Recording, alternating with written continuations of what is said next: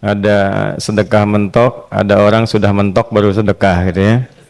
Ya, jadi saya berikan rumusan Qur'annya. Sebetulnya itu standar. Yang paling standar di dalam ujian Allah kepada manusia supaya ada nilai rasa dalam diri kita bahwa kita itu punya Allah. Itu poin tertingginya. Nah, biasanya pada titik-titik tertentu oleh Allah itu dihilangkan semua potensi-potensi dari makhluk sehingga kita bisa merasakan kenikmatan langsung untuk berinteraksi dan mendapatkan anugerah dari Allah. Itu titik tertingginya. Sambil contoh begini. Nabi Zakaria itu yang paling viral di Al-Quran, salah satunya divonis oleh manusia tidak akan mungkin punya keturunan. Secara klinis mustahil karena istrinya divonis monofos dan mandul. Secara medis semua sudah angkat tangan. Tapi apa yang dilakukan? Nanti ini akan melahirkan rumus di Quran surah kelima Al-Maidah ayat 35. Nanti jadi rumus standar dari apa yang dialami oleh beliau ini. Di titik itu beliau menangkap isyarat bahwa ketika manusia sudah mengatakan tidak mungkin, itu tanda awal dari Allah supaya kita langsung memohon kepadanya karena Allah ingin memberi tanpa perantara siapapun. Maka dilakukanlah kemudian solat. Solat itu dalam bahasa Arab, terjemahan kitanya artinya sesuatu yang tersambung, terkoneksi. Karena itu saat kita sedang solat, kita sedang menyambungkan diri kepada Allah. Anta'budallaha ka'annaka tarah. Kata Mas Ihsan tadi. Kita menyembah Allah dan kita merasa diawasi, dinilai oleh Allah. Maka dalam solat itu beliau meminta. Ya, permintaannya viral. Qala rabbi habli min ladunka dzurriyyatan thayyibah innaka sami'ud du'a. Bahasa bebasnya begini, ya Allah, semua memvonis aku tidak akan mungkin punya keturunan. Sekarang aku memohon kepadamu saja yang tidak punya batas dalam pemberian. Nah, sebelum ke sedekah dengan harta, Allah mengajarkan dulu sedekahlah dengan tubuh kita. Karena tidak semua orang boleh jadi memiliki harta, tapi semua orang punya potensi untuk menggerakkan tenaganya untuk meminta. Oleh karena itu diletakkan sebelum harta itu solat. Kenapa rukun Islam yang kedua solat, selanjutnya zakat? Karena tidak semua orang bisa mengeluarkan harta. Kalau tidak ada satu pun mentok di harta, maka gunakan tubuh kita untuk menunaikan solat. Itu rumus Nabi Zakaria.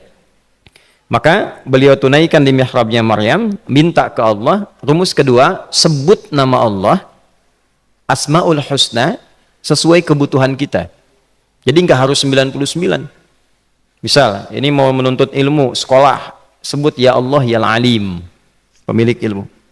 Ada persoalan rizki yang ingin kita dapatkan, ya Allah ya Razak. Ada proyek, ada kegiatan yang kira-kira tantangannya tidak mudah, ya Allah ya Al-Fattah. Ini beliau minta karena divonis tidak mungkin, maka meminta kepada Allah dengan nama pemberian tanpa batas, namanya Wahhab. Disingkatnya Hab. Rabbi habli, ya Allah yang tak punya batas dalam pemberian. Mereka memvonis aku punya batasan, maka mohon anugerahkan darimu saja. Jika padamu belum sempat juga terkabul, maka mohon tunjukkan kepadaku dengan cara apa lagi aku mesti meminta. Maka dalam situasi mentok itulah kemudian turun langsung jawaban. Fanadathul malaikatu wa huwa qa'imun yusalli fil mihrab annallaha yubashshiruka bi Yahya. Tolong garis bawah ini. Orang-orang yang langsung memiliki kesadaran saat di titik paling krusial, terendah, dan kita merasa tidak punya apa-apa, lalu ada kesadaran kita punya Allah dan meminta, itu seketika nggak ada sekat. Langsung dijawab. Seketika. Nah, karena itu biasanya di momen tertentu setiap kita itu pasti mengalami peristiwa itu, apapun bentuknya. Nah itu kalau sudah sampai ke situ itu kode. Jadi di Islam itu nggak ada pesimis, ya tidak ada pesimis, dan jangan pernah melarutkan diri pada sebuah vonis sudah ini nggak mungkin, nggak akan dikabulkan. Nah itu jebakan setan. Karena declare pertama iblis ketika melakukan kesalahan itu kalimatnya jelas. Ana khairum minhu khalaqtani min narin wa khalaqtahu ya min tin.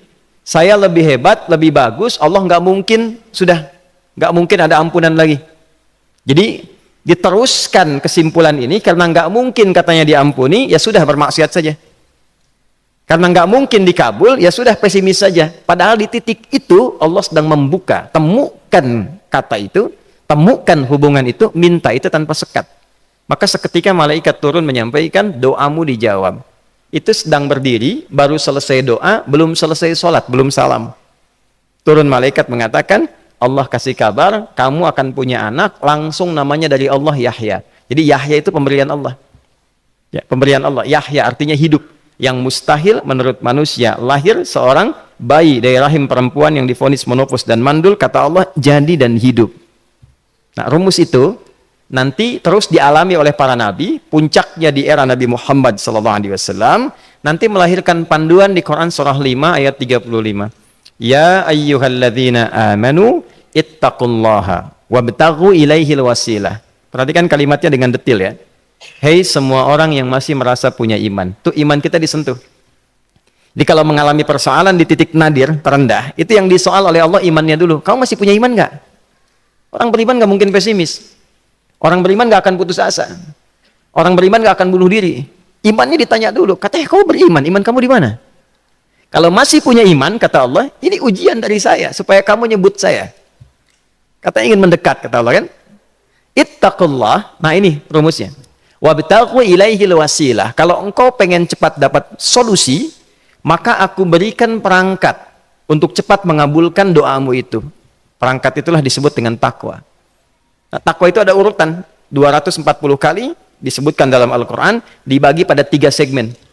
Segmen ibadah ritual, segmen ibadah sosial, satu lagi segmen rumah tangga. Ya, karena itu tinggal cari aja di ibadah ritual, misalnya sholat. Bangun tahajud malam, minta sama Allah, dekatkan diri kita. Salah satu kasusnya Nabi Zakaria. Ya, itu poin yang pertama. Yang kedua nanti ada maliyah sosial, itu yang tadi dipraktekkan, sedekah dengan harta. Ya, tidak harus banyak, yang penting Allah minta apa, ikhtiarkan, nggak akan dilihat berapapun nilainya. Yang dilihat itu ada nggak kemampuan mengimplementasikan imannya, itu poinnya. Titik itu, ya. Yang ketiga nanti di keluarga. Urutan pertama orang tua. Kata Ibnu Abbas radhiyallahu taala anhuma, tidak ada satupun aku melihat amalan tertinggi yang menarik perhatian Allah untuk memberikan ampunan pada orang taubat atau mengabulkan doa dengan cepat kecuali berbakti pada orang tua.